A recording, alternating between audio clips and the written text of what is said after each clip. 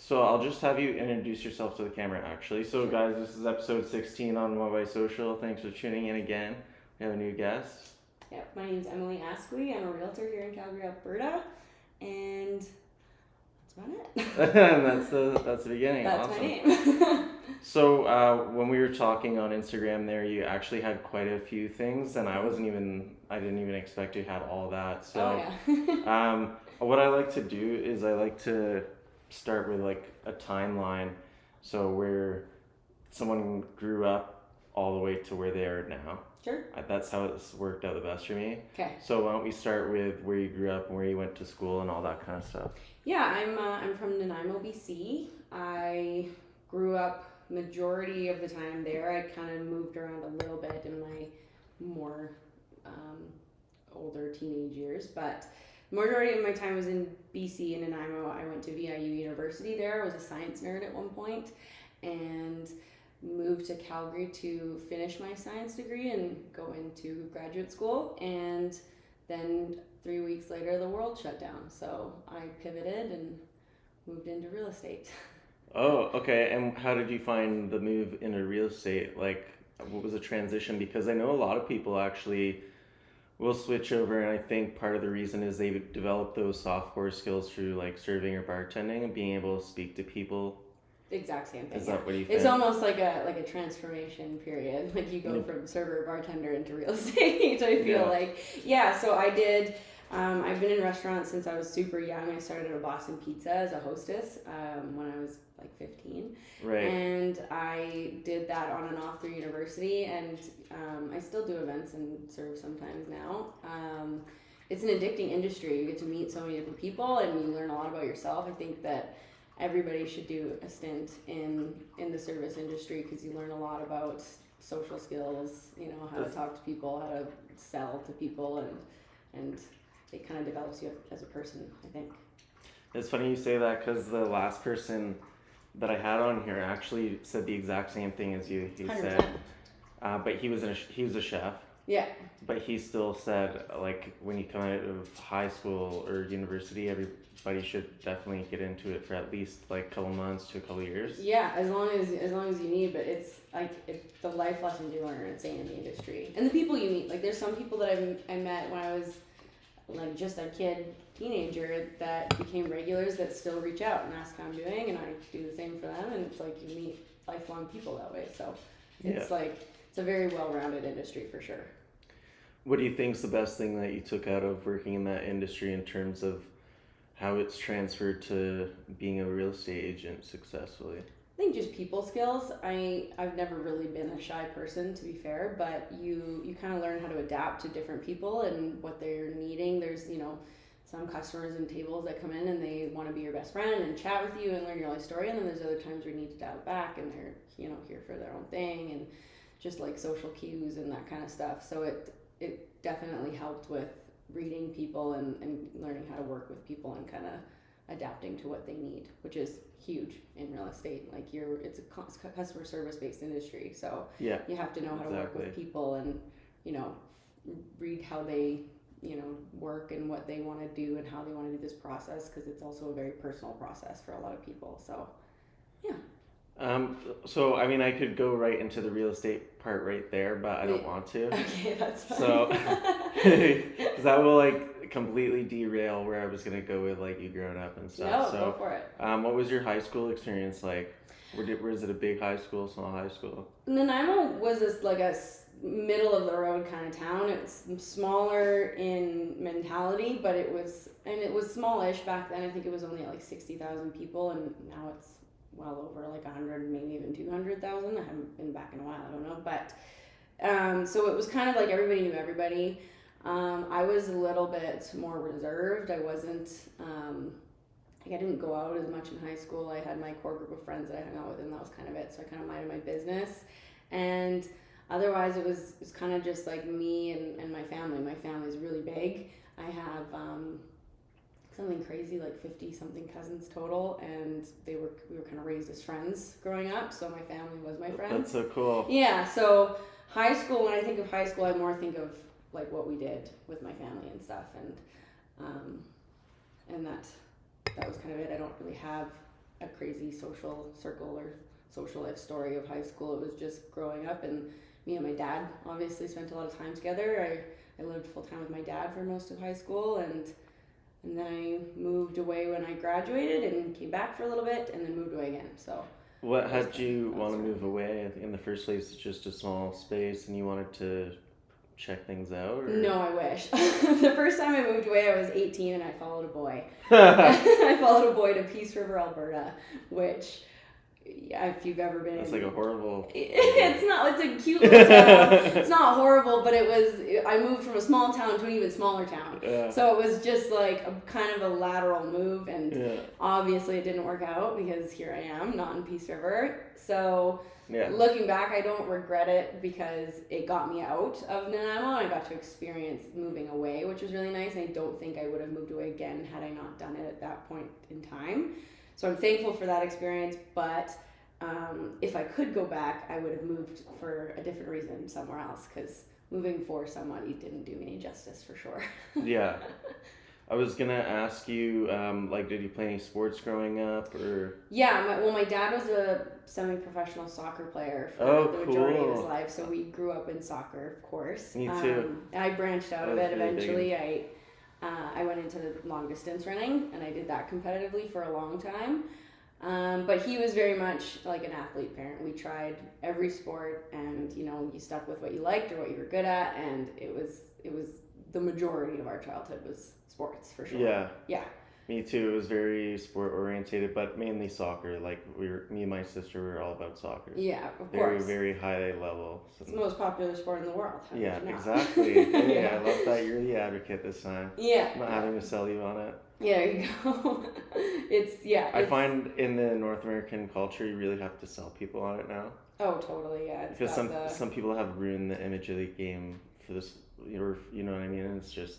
Yeah, it's not got all the players are like bad that. Yeah, it's got the rolling on the floor mentality. Like, it's horrible. Yeah, it's terrible. Well, it's horrible for us to watch that too, right? Because we're like, they're ruining like our thing. Yeah, it's frustrating, and it's hard to get like I have my younger brother has kids, and we want him to start playing soccer and do that kind of stuff, and all his friends are like, no, that's for girls. Yeah, it's terrible.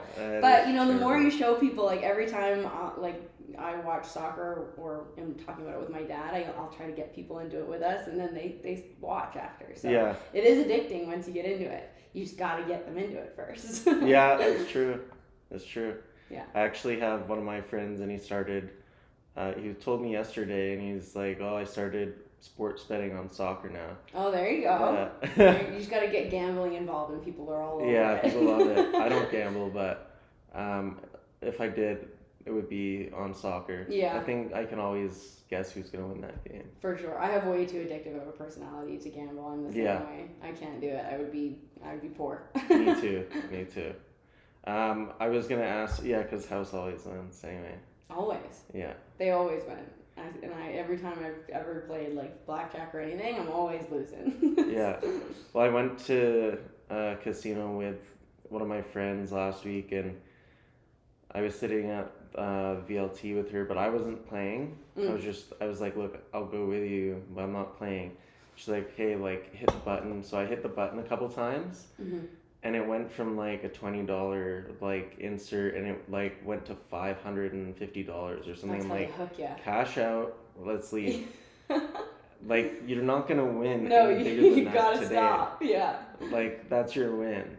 Yeah. And she's like, there's two more spins. And long story short, lost the whole thing. Of course. Like, that's always how it works. It's a crazy thing, and it's like a real addiction. We see it all the time. I have a friend that works in addictions, and she sees like the craziest stuff, and a lot of it can start with gambling, which is the scary part. And then you run out of money, you got to figure out a way to get it, and it just spirals down the hole. So it's not good, that's for sure. Yeah, I wouldn't. Not a healthy hobby. I definitely don't advocate for it. No, me either. I was gonna get into because I'd asked you about sports and stuff, but when we were talking, you had mentioned to me about getting in a really bad back injury last year. Yeah, it's kind of an embarrassing story. I had taken my my younger sibling to a trampoline park, and I was like, really? Yeah, I was just trying to get off the trampoline, and I bounced. and like another kid had bounced at the same time, so I lost my balance and ended up landing on my neck. Oh my god. Yeah, so I broke my back. I had a compression fracture in my lower spine, and then another small, like, it was essentially a bone chip. So it wasn't, I mean, it was not great, but it wasn't as bad. And kind of like up where your back and your neck connect. I can't remember the lingo, but yeah, so there wasn't a lot of rehab. I was really, really lucky. They basically were kind of like, don't do anything that hurts. Be very cautious. Stay in bed for, X amount of time. And then as you get up and move around, like, be super cautious. Go to physio if you have benefits or whatever. But I got very lucky. I could have been a lot worse. But that being said, after that, I've always taken fitness very seriously because I have a sports background. But right. One of the things they said is that because I keep active and I'm fit, I have a good muscle support back there, and that was part of what protected my spine. So, and I've heard that before too. I've had family members get into accidents where they say the same thing. Like, if you weren't in good shape and didn't have the muscles to support you during your accident, like, it could have been a lot worse. So you're very lucky. Yeah, so, your like foundation and all of your tendons and ligaments being aligned and tightened with the muscle, and yeah, I definitely understand how that works. Yeah, totally. So I try to stay super active. I'm in the gym all the time. I pick up new sports when I can. Yeah, you're saying you're in the gym like 6 days a week. I try to be. Yeah, I go through obviously phases where work is really busy and I just can't get there. So I try not to be too hard on myself, but I try to be there 6 days a week when I can, or doing something else. Like I'm trying to take up tennis and learning new sports when I can. I got into the pickleball craze, which is going around. So what's that? Pickleball? Yeah. It's like mini tennis essentially. It's really fun. You have these little paddles. They look like large ping pong paddles. Okay. And you're on the tennis court, but you have a smaller court, and there's like a little different rules. What is it called? Pickleball. Pickleball. Okay, I'm gonna search it up. It is a trend right now. It is sweeping the nation. Really? Yeah, they have like leagues. How have I and not stuff seen here any now. of this? Oh, you go down the rabbit hole. I will. The TikTok hole too, if you need to. Oh, that's what it is. I need to get TikTok. No, you don't. For this. No, you don't. It is terrible. Do not do it. It is addicting. It's the worst thing I've ever done. Really? And I can't stop. But because the Instagram reels are what I watch, although apparently they're like 2 weeks past the trend or whatever. Yeah, it's usually a little bit behind, I think. But it works just as good. If I could go back in time, I would never have downloaded it because it's like... And just keep the Instagram. Yeah, it's just another thing to click. Dopamine hits every video. It's like... so horrible. It's so addicting. You cannot stop. But I'm working on it. It's a work in progress. Yeah. So what was your like road to recovery? I bring this up not to be like repetitive from my other episodes, but I bring it up to relate when I have a guest on who's gone through some sort of physical injury or something. So I've had two surgeries on my left shoulder, and I just had a shoulder replacement done 3 months ago. Jeepers. Yeah, so that was a 5-part surgery. And so I understand like the road to recovery from that. Well, that sounds like it would have been worse. Like right now, yeah. Like that's like in comparison to that, right? Yeah. So it's definitely a road coming back, but my stepdad actually he broke his like some part of his back when he was a kid. And I just he's given me his input on what an experience that was. So I kind of want to hear what yours was like. How did you take that mentally? Because that's a whole new thing, just mentally, right? Like, totally. I'm notorious for kind of like something happens, something goes wrong, I just bury myself in work. So for the first little while, it was very tough because you're supposed to take it easy, and a lot of my job is meeting clients, places, and not a lot of it's on the computer, thankfully, but a lot of it is also going out and doing the footwork. So I probably should have taken a lot more time off than I did. I took like maybe a week. And what? I know, and then I started a week off of work. Off of work, okay. Whatever else I needed to do, and just stayed, a little bit less mobile. I still would go for walks and stuff because that's what they told me to do. Anything that didn't hurt.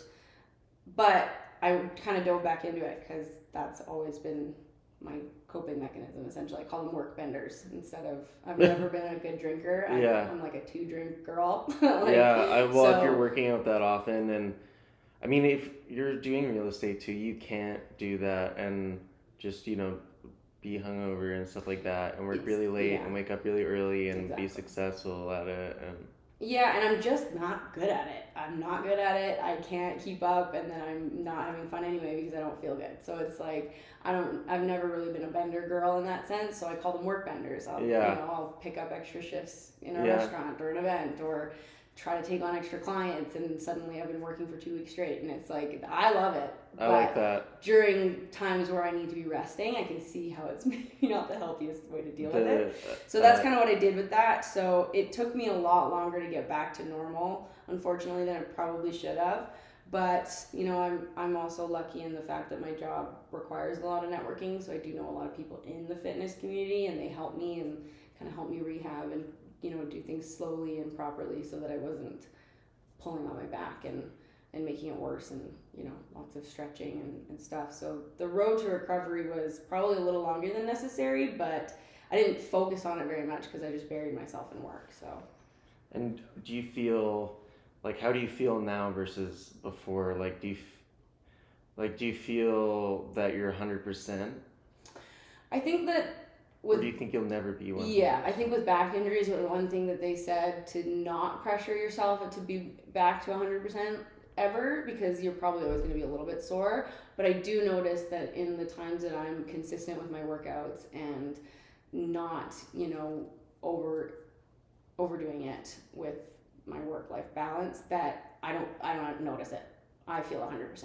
So I kind of take that in stride, and I recently have spring and summer are the busiest seasons in work. So I've been running nonstop lately. So I did notice myself start to get a little sore because I haven't been in the gym very much and haven't been able to kind of stick to that routine. Part of it's probably a mental aspect, but I think that I'm as recovered as I'm going to be, and I feel 100% recovered. But there's definitely some days where I notice that I'm a little sore in my back where I never really had that before. So Yeah, it's just kind of stuck in the back of your mind a little bit too, hey? yeah, I think a lot of it is that, like, if I'm not working out all the time, I'm like, oh, if I don't get back in the gym routine, I'm gonna start getting sore again, and Yeah. then it like triggers the whole thing. So the mind over matter aspect of it is huge, and just got to keep working on that. So do you have any other interests that other than the physical world or anything like that? Are you a painter, artist, anything like that? Oh God, no, Some terrible, terrible, terrible at random art. interest? No, yeah, I mean, I'm very simple. I like my fitness. I like that. I'm really interested in business, and I want to venture into different areas of that and do that. So that's kind of been my focus right now. I have my dog. I love him. We go for walks, and I try to kind of keep my time in that kind of stuff and reading. I'm a bit of a book nerd for sure. Yeah, But what's your favorite word or your favorite book? I read a lot of nonfiction. I don't tend to read fiction very often, but my favorite book ever, I read it last year. It's called Flowers for Algernon or Yeah. Algernon. It's a book about a mouse and special needs. I think he's older actually, but yeah, calls him a boy, who and like this experimental surgery that they put him through, which kind of sounds like a lobotomy, but they don't ever describe it because it's in his words. It's an awesome book. Like I read Really? it. I think I read it in like a day. Like I could not put it down. It was so good. It was one of the only fiction books I've ever read where I was like, I can't stop It reading. was a what? Sorry. Only one Oh, of the only fiction. fiction books I've ever read where I just I could thought you not said stop. I thought you said picture, and I was No, a picture yeah, I book. was like, yeah, I like Charlotte's Web. Yeah, I'm that really, one's really my big into favorite. Dr. Seuss, of course, but no, fiction book, yeah. So, but otherwise, I don't have too many other extracurricular hobbies. I'm in my working phase, so kind of takes up the majority of my time. So I guess now I could transition a little bit more into because part of the reason that I had you on was I wanted to give you the opportunity to tell your clients Mhm. about who you are as a person too, which is kind of why I wanted to do that Yeah, pre-phase. totally. And then so now I kind of want to get into asking you about which areas that you're servicing, what kind of homes you're selling, um, what the market is looking like in Calgary in general. Mm-hmm. So why don't we just start with what the market is looking like? Yeah, it's a broad question. It's a little tricky. There's some areas of the market where things are extremely like fast and hectic. I just listed a condo for $200,000, and we had 30 showings over 48 hours and 7 offers, and it was chaos. And then I do a lot of work in Cochrane as well, and I had a listing up there that we were really sure that it was going to have a very similar reaction, and it sat for a couple weeks before it sold. I'm not really seeing much sit for more than that right now, but it's a weird time in the market. Obviously, the high interest rates, people are going to hear about it all day, every day, and they're not going anywhere. I sat down with a mortgage broker and we talked about it, and he basically said, you know what, unfortunately, you gotta buckle up because they're not going anywhere, and we'll probably see them go up a little bit more. Like, unless something crazy big happens, like World War III or another pandemic, or like it would take something big to put them back to where they were in and during COVID when they had hit record lows. So the hard thing is that you're going to see people who are remortgaging or hitting that 5-year point that their mortgage just jumped up a couple $1,000 suddenly. Yeah. And so it's like those people may need to sell. So there's aspects of it that are going to keep the market busy, but people also aren't qualifying for as much as they used to, and they're wanting to wait out the interest rates. So there's also that aspect. So it's definitely a weird time in the market. Would you say it's a buyer's or a seller's market right now? We're still technically in a seller's market. Yeah. But condos are like the craziest. Calgary's seen them. I obviously I haven't lived here my whole life, so I can't say that I've seen it in a long time. But they're going so fast. Like, I think there was something like 171 condos listed this week, and 204 were pending, which means they're conditionally sold, and then another 192 that are sold. So the sold and pending ratio to listing is significantly lower, which means that more people are buying them than there are people listing them. So in the next 2 months, we'll probably see the condos stay at that seller's market and stay at that, really low inventory. Mm-hmm. Whereas like the higher price points, we're kind of seeing them start to build more inventory and stay. So like I said, it's definitely still a seller's market based on the numbers, but I think we're going to see a bit of a shift eventually here. So it's a weird time. Yeah. Yeah. It's a lot of information. Yeah, I know. Yeah, my dad was actually in real estate for 15 years. Yeah.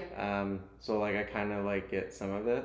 Yeah. But I don't know, when you're so busy trying to learn other things, it's hard to stay completely up to date with other markets, other areas, other professions. Totally, right? Yeah. And it's overwhelming, and you get that question all the time, and I tend to just say, how's the market? Oh, it's good. Yeah, how's the market? It's interesting, yeah. And because it's overwhelming, and then you see people's eyes start to glaze, and you're just like mine. Yeah, essentially. And then it's like, what do you own? I kind of try to make it more specific to them. Like, what do you have? And then you have a detached or a standalone house. So okay, well, this is what you're probably wondering about, or you're looking for an investment. You're talking about condos. Well, condos are a little crazy right now. So if you find a good deal, jump on it. And try to keep it as user friendly as possible.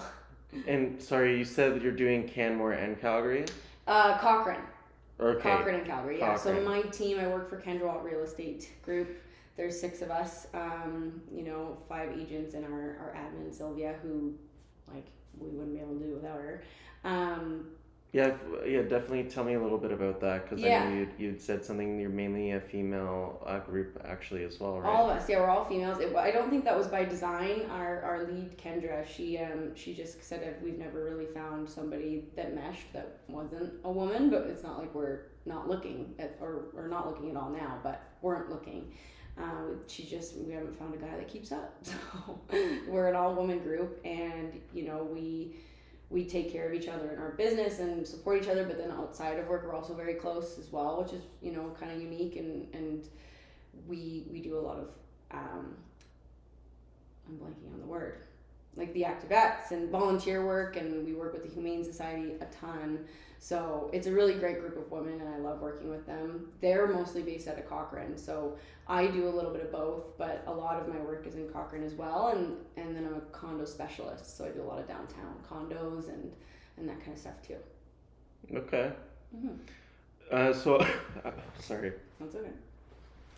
what would you say is your primary demographic that you cater to then? Like, what's the price range of homes and which area of the city? For me, it's a little different. So for condos, because they're generally a lower price point unless you're looking for luxury. Like I would say, I kind of for the condo market, I usually see things in the 250 to 350 kind of area. Okay.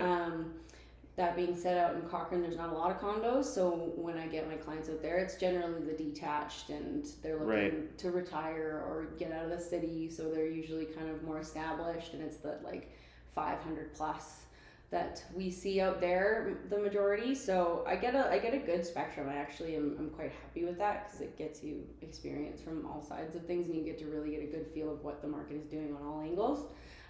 So I think I do a little bit of everything. Cool. Where would you say, or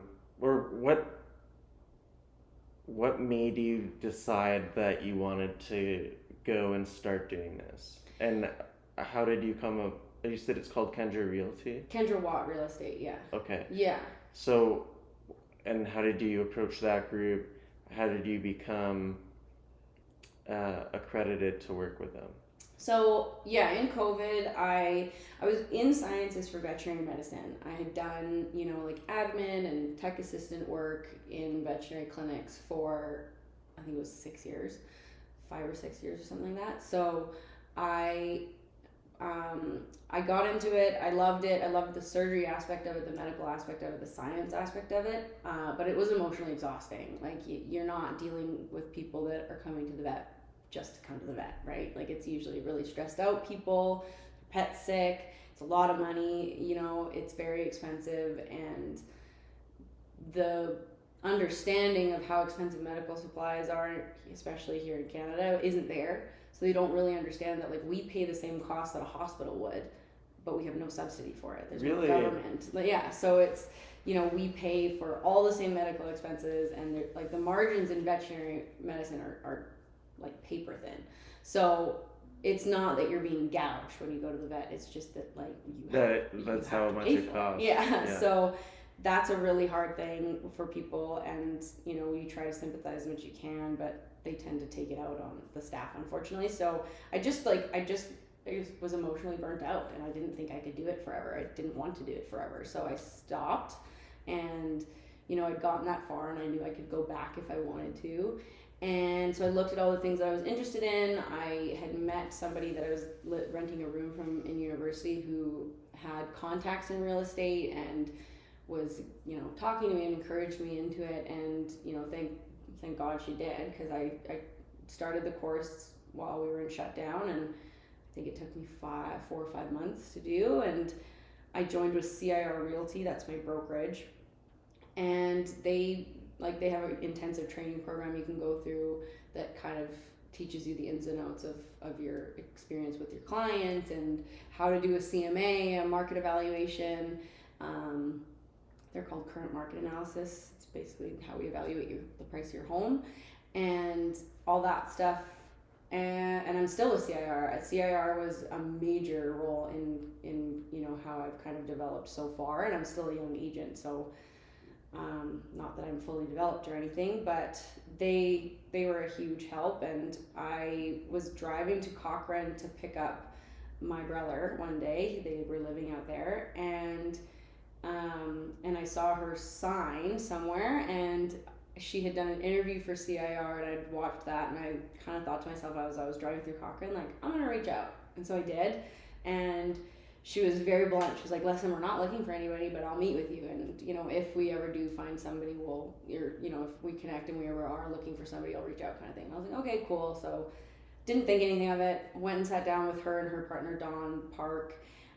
We had a good chat. We ended up having a lot in common. I ride a motorcycle. She rides a motorcycle. We both love. Oh, did you say you ride motorcycles? Yeah. I don't have it anymore, but I had a motorcycle for a while. That's so cool. It was so fun. I had a Sportster. It was the best. Yeah, that's awesome. So we kind of we connected like personally, and then I think when I talked about how excited I was to get into it, I was only in my first year at the time. She ended up saying like, I think you would be a good asset to us, so she took me on. So it was 4 people then, and and then it was 6 agents, and now we're 5 agents plus our admin Sylvia. Okay, that's cool. Yeah. Yeah, it's nice how it works out like that. So you had to go obviously and get the same accreditations as someone at, like at Remax would Yeah. get, I'm assuming, right? It's all the same. So you go through RICA is our governing body. You get your licensing through RICA, and then you pick a brokerage. So I looked into many of them. There's, cloud brokerages, there's brokerages with lower fees, there's private brokerages, and I ended up picking CIR, which is, they've just branched into BC, but they've mainly been Alberta since they started because of their training programs. They have really awesome training programs and support that you need it when you're starting out, because there's so much that you don't know, and you don't know until you start. Well, yeah, and when you don't know, that's like the worst, right? It's like just being held in limbo there. Yeah. I was gonna ask you, because you said you went to university, right? Mm-hmm. Which university? I did VIU on the island for my bachelor's of science, and then I transferred to Calgary, and I was in sciences here, and for the very limited time that I was in sciences here, and then I dropped out once I started real estate. So did you find that it was like, did you find it was more difficult than university, or less difficult, or did you find it was the same but you were more so like engaged in getting it done because like that's what you really wanted? I think it was, for me, I was learning something that felt a little less complex. Like science was so complex and so like detail oriented, and you were in 6 courses. So it kind of felt like going from 6 courses of something that I couldn't quite wrap my head around without spending hours and hours into it, to contracts. And it's not to say that it's easy by any means. It just is very different, and it's a little more tangible, and you can kind of understand it on the first go a little better. So I think it felt easier because I was going from such an intense program of like 6 courses, and you're in school from 8 till 5 every day, and then you have hours of studying. So whereas I could work and do this when I got home and still get a good chunk done and feel accomplished. So I think that it felt easier just because it was a little less overwhelming. Yeah, I'm just wrapping up the business degree here in marketing. Okay. And so I can definitely understand how it can be overwhelming.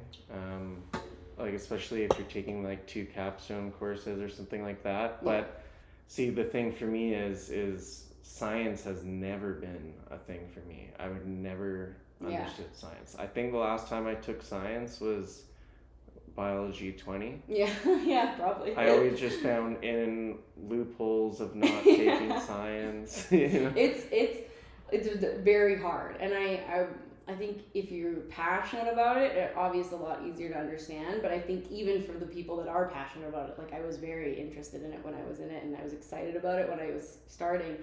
But like, there's courses that just put you on your butt, like organic chemistry. I know people, and I was not good at organic chemistry. I had to do it twice to get the grade that I needed. Yeah.